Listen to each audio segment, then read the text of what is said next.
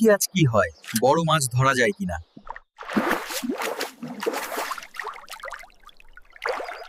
অনেকগুলো মাছ সেই টোপটার দিকে ছুটে এলো। তোমরা এটা খেও না, এটা খেলে তোমরা মারা যাবে। এইসব অবান্তর কথাবার্তা।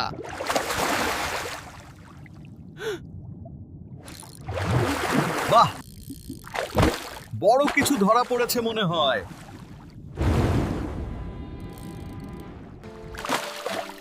বাহ,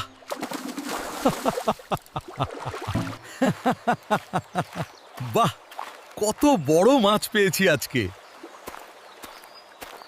তুমি এই মাছটা কাটো, আমরা আজ ভালো করে রান্না করে খাবো। আচ্ছা, এখনই কাটছি।